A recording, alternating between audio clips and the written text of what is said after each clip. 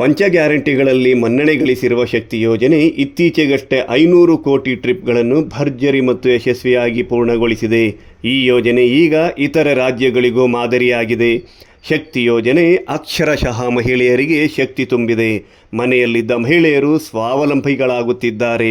ಅನೇಕರು ವಿವಿಧ ಉದ್ಯಮಗಳನ್ನು ಕಟ್ಟಿಕೊಂಡು ಅವರ ಬದುಕಿಗೆ ಒಂದು ಅರ್ಥ ನೀಡಿಕೊಂಡಿದ್ದಾರೆ. ಶಕ್ತಿ ಯೋಜನೆಗೆ ಮತ್ತೊಂದು ಹಿರಿಮೆ ಎಂಬಂತೆ ಇತ್ತೀಚೆಗೆ ವರ್ಲ್ಡ್ ರೆಕಾರ್ಡ್ ಸಹ ಮಾಡಿದೆ.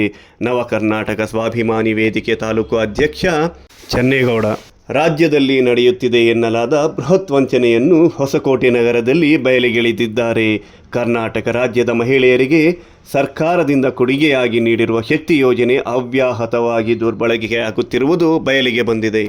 ಆಂಧ್ರದ ಮಹಿಳೆಯೊಬ್ಬರು ನಕಲಿ ಆಧಾರ್ ಕಾರ್ಡ್ ಮಾಡಿಸಿಕೊಂಡು ಫ್ರೀಯಾಗಿ ಓಡಾಡುತ್ತಿದ್ದಾರೆ.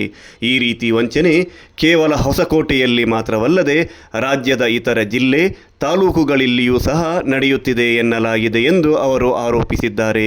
ಇದರಿಂದ ಸರ್ಕಾರಕ್ಕೆ ತೀವ್ರ ನಷ್ಟ ಉಂಟಾಗುತ್ತಿದೆ ಎಂದು ಸಹ ಆರೋಪಿಸಿದರು. ಸಂಬಂಧಪಟ್ಟ ಅಧಿಕಾರಿಗಳು ಕೂಡಲೇ ಸೂಕ್ತ ಗಮನ ಹರಿಸಿ ನಕಲಿ ಆಧಾರ್ ಕಾರ್ಡ್ ಮಾಡಿಕೊಡುತ್ತಿರುವವರ ಮತ್ತು ಇದನ್ನು ದುರ್ಬಳಕೆ ಮಾಡುತ್ತಿರುವವರ ವಿರುದ್ಧ ಸೂಕ್ತ ಕ್ರಮ ಕೈಗೊಳ್ಳಬೇಕು.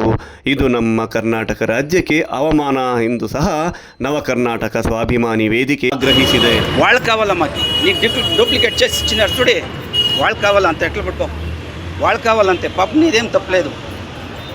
ಕರ್ನಾಟಕ ಅವಮಾನ ಮೀದಿ ನೀವು ಕೊಟ್ಟಿದ್ದಿದ್ರೆ ನೋಡಮ್ಮ, ನಾನು ಒಂದು ತಾಲೂಕು ಅಧ್ಯಕ್ಷ ಕನ್ನಡ ಇದರಲ್ಲಿ ನಾನು ಬಿಟ್ಟರೆ ನನಗೇನು ಮರ್ಯಾದೆ ಉಳಿತದೆ? ಆ ಕಡೆ ತಿರ್ಕೊಂಡ್ಬಿಟ್ಟವಳು